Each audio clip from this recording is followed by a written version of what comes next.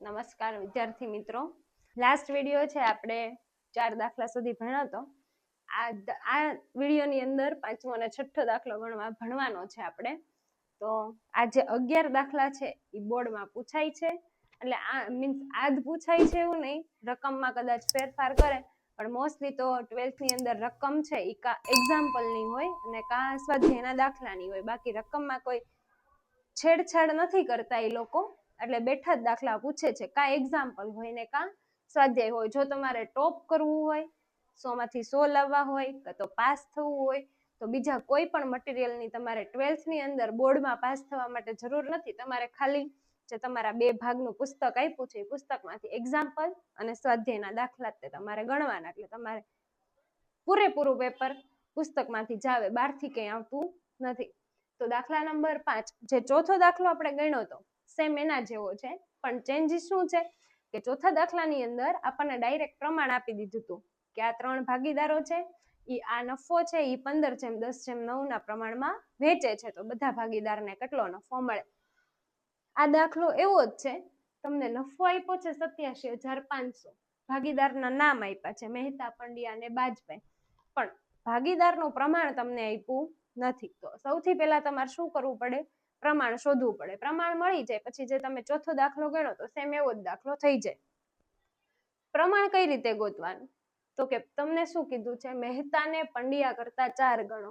જેનું પ્રમાણ ન આપ્યું હોય એનું પ્રમાણ 1 ધારવાનું. તો પેલા જોઈએ કોનું નથી આપ્યું. તો પેલું શું કીધું છે? મહેતાને પંડ્યા કરતા 4 ગણો. મહેતાને કેટલો નફો મળે છે? મહેતાને મળતો નફો કેટલો મળે છે મહેતાને? તો કે પંડ્યા કરતા 4 ગણો. પછી આગળ જોઈએ, બાજપાઈને મહેતાના હિસ્સાનો અડધો ભાગ મળે છે. હવે કોનું પ્રમાણ આપ્યું છે આપણને? બાજપાઈનું. બાજપાઈને મળતો નફો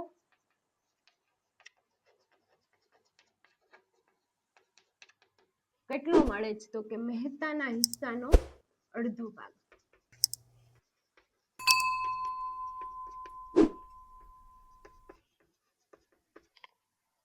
વર્ષના અંતે પેઢીનો નફો 87,500 થયો હોય તો દરેક ભાગીદારને મળતી નફાની રકમ શોધો. ભાગીદાર આપ્યા છે 3, મહેતા, પંડ્યા અને બાજપાઈ. તમને પ્રમાણ કોનું આપ્યું છે? ખાલી 2નું.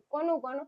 તો કે મહેતાનું અને બાજપાઈનું. મહેતાને કેટલો મળે છે? પંડ્યા કરતા 4 ગણો. બાજપાઈને કેટલો મળે છે? મહેતાના હિસ્સાનો અડધો ભાગ. તો જેનું પ્રમાણ નથી આપ્યું એનું ધારવાનું. કોનું નથી આપ્યું? તો કે મહેતા અને બાજપાઈનું આપ્યું છે. કોનું નથી આપ્યું? પંડ્યાનું. તો આપણે પંડ્યાનું ધારવાનું. ધારો કે પંડ્યાનો નફા ભાગ, તમે કોઈ પણ સંખ્યા ધારી શકો 1 થી 100 માં, આપણે ધારવાની છે 1. ધારો કે પંડ્યાનો નફા ભાગ 1 છે. પંડ્યાનો નફા ભાગ 1 છે, પંડ્યાનો મળી જાય પછી કોનો મળે? તો કે મહેતાને કેટલો મળે છે? પંડ્યા કરતા 4 ગણો. તો પંડ્યાનો ધારી લીધો 1, એટલે એના ઉપરથી આપણને કોનો મળી જશે? મહેતાનો. મહેતાનો નફા ભાગ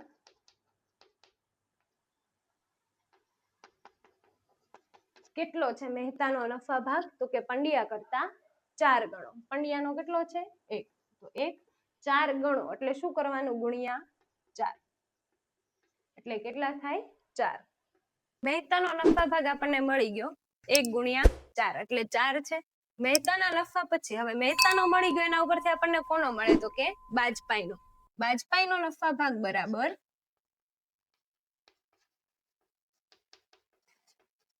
કેટલો મળશે? બાજપાઈનો તો કે મહેતાના હિસ્સાનો અડધો ભાગ. મહેતાનો હિસ્સો કેટલો છે? તો કે 4. અડધો ભાગ એટલે શું કરવું પડે? ભાગ્યા 2. કેટલા થાય? 2.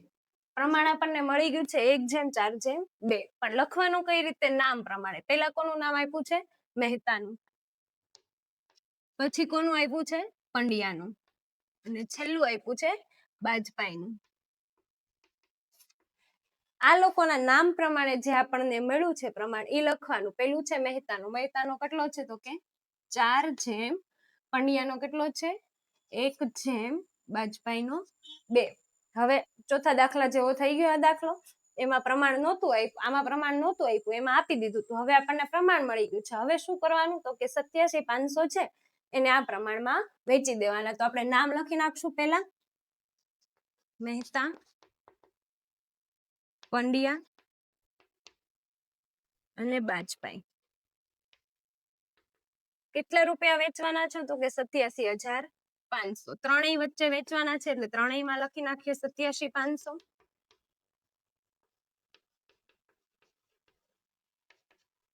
ગુણ્યા પ્રમાણ મળી ગયું. મહેતાનું 4, પંડ્યાનું 1, બાજપાઈનું 2 ભાગ્યા શું કરવાનું એ તમને કીધું એમ કે 4/1/2 નો સરવાળો એટલે થશે 7.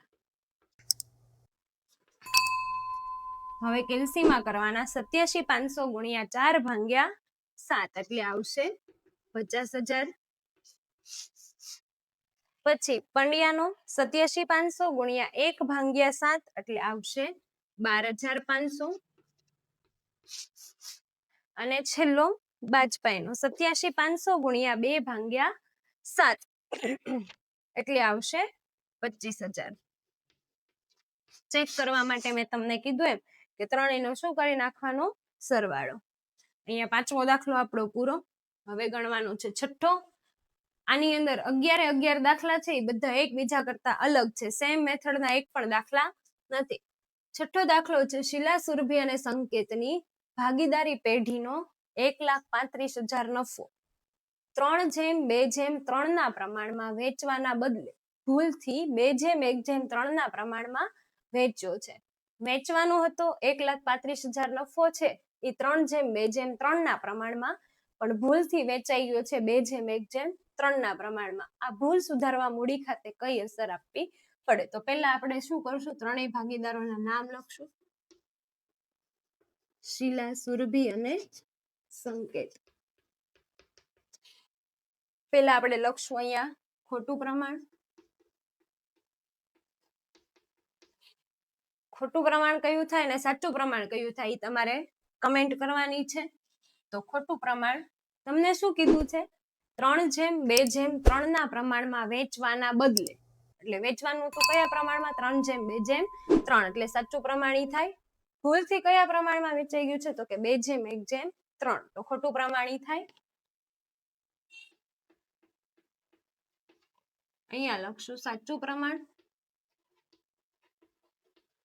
સાચું પ્રમાણ શું છે? તો કે 3/2/3. હવે શું કરવાનું? તો કે જે 1,35,000 છે એને પેલા 2/1/3 ના પ્રમાણમાં વેચવાના. કઈ રીતે વેચવાના? તો કે અહીંયા જે આપણે દાખલો ગણ્યો એ રીતે 1,35,000 ગુણ્યા 2 ભાગ્યા આ ત્રણેયનો સરવાળો એટલે કે 6. 1,35,000 ગુણ્યા 2 ભાગ્યા 6 એટલે આવશે 45,000 શીલામાં. પછી સુરભીમાં એવી જ રીતે 1,35,000 ગુણ્યા 1 ભાગ્યા 6 એટલે આવશે 22,500. એની જેમ પાછું 1,35,000 ગુણ્યા 3 ભાગ્યા 6 એટલે આવશે 67,500. હવે 1,35,000 ને ખોટા પ્રમાણમાં વેચી દીધા. 1,35,000 ને હવે વેચવાના છે સાચા પ્રમાણમાં, અને સાચું પ્રમાણ છે 3/2/3 એટલે કે 1,35,000 ગુણ્યા 3 અને છેદમાં કરવાનો ત્રણેયનો સરવાળો એટલે કે 8 થશે. 1,35,000 ગુણ્યા 3 ભાગ્યા 8 એટલે 50,625. 1,35,000 ગુણ્યા 2 ભાગ્યા 8 એટલે આવશે 33,750. અને છેલ્લું એમાં પાછા આવશે 50,625. અહીંયા સુધી હવે શું કરવાનું? ઓકે, હવે છે જે ખોટું પ્રમાણ છે એની આગળ બધા આગળ માઇનસની નિશાની કરવાની. સાચું પ્રમાણ છે એ બધાની આગળ કરવાની પ્લસની નિશાની. એટલે આ ખોટા પ્રમાણ છે આ બધા રકમ, તો એની આગળ આપણે કરશું બધી માઇનસ. આ સાચું પ્રમાણ છે એટલે બધાની આગળ આપણે કરશું પ્લસ. હવે આમાંથી આ માઇનસ કરો અથવા તો આમાંથી આ માઇનસ કરો. 50,625 માંથી 45,000 માઇનસ કરો એટલે વધશે 5,625. આની અંદર રકમ કઈ નિશાની કઈ રાખવાની? તો કે બે માંથી જે મોટી હોય એ. 45,000 મોટા કહેવાય કે 50,000?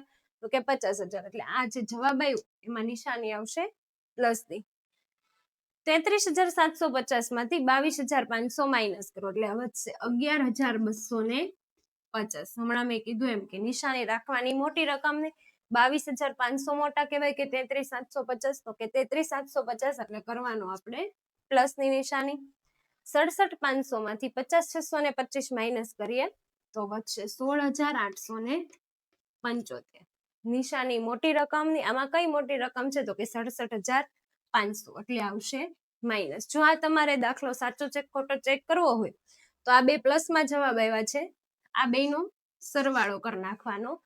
આ બેનો સરવાળો જેટલો આવે એટલો જવાબ અહીંયા માઇનસનો આવવો જોઈએ. તો આ બેનો સરવાળો કરીને ચેક કરી લો તો એટલા જ આવશે 16,875. હવે તમને કીધું છે ભૂલ સુધારવા માટે કઈ અસર આપવી પડે. તો જે જવાબ આવ્યો એમાં જેનો જવાબ માઇનસ આવ્યો છે આપણે આમ નોંધ લખવાની છે ભૂલ સુધારવા માટે. જેનો જવાબ માઇનસ છે એના ખાતે ઉધાર, પ્લસ છે એના ખાતે જમા. તો માઇનસમાં જવાબ કોનો આવ્યો છે? સંકેતનો. તો અહીંયા થશે સંકેતના મૂડી અથવા ચાલુ ખાતે ઉધાર તે પ્લસમાં. હવે બેયનો જવાબ છે એટલે બેયને આપણે કરશું જમા. તે શીલાના મૂડી અથવા ચાલુ ખાતે જમા અને તે સુરભીના મૂડી અથવા ચાલુ ખાતે જમા. રકમ કઈ લખવાની? તો કે બધાના નામની આગળ જે છેલ્લે જવાબ આવ્યો હોય એ જ રકમ લખવાની. સંકેતમાં કેટલો આવ્યો છે તો કે 16,875. પછી શીલામાં કેટલો આવ્યો છે તો કે 5,625 અને સુરભીમાં તો કે 11,250. આ ભલે એક જ આમ નોંધ છે પણ આપણે ખાના દોરીને વ્યવસ્થિત લખવાની. તો અહીંયા તમારા આ બંને દાખલા પૂરા થાય છે. હવે આપણે મળીએ નેક્સ્ટ વિડીયો.